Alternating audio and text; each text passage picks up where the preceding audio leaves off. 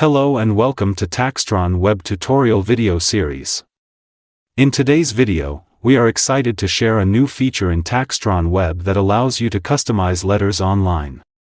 This feature is perfect for tax professionals who want to communicate effectively with their clients.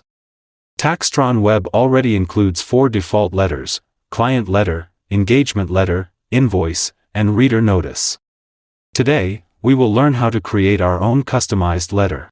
Let's start by getting an overview of each component available for letter customization. To begin, please click on Add New Letter. First, you need to choose the product for which you want to add the letter.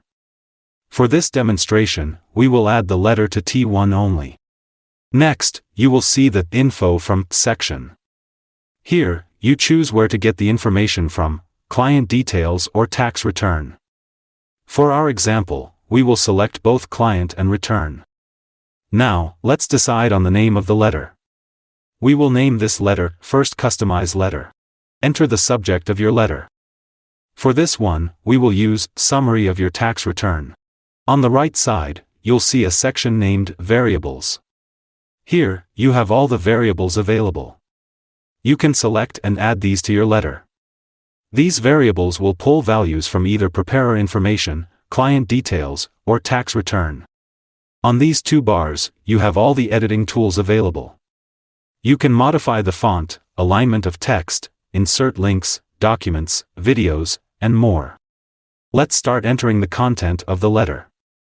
In this example, I will add the tax preparer's information, the taxpayer's information, and details about the refund, balance owing, or benefits. If you want to add a picture, you can do that here. First, we need to add the tax preparer's information. Go to Preparer Variables and add the relevant details as shown in the video. Next, add the client's information using Client Variables, as demonstrated. Now, we'll add the opening greeting of the letter. Instead of manually adding the tax year every time, choose it from the return variable, named T1 tax year. In this letter, we have used various variables like if refund, my company name, and others which are dynamic. Now, your letter is done. To complete the letter, click the Save button. To send this letter, go to any of your T1 clients. Under Manage, you will find your First Customized Letter. Click on this and send it to your client. Thank you for watching. We hope this tutorial was helpful. If you have any questions or need further assistance, please leave a comment below. Don't forget to like and subscribe for more helpful tutorials.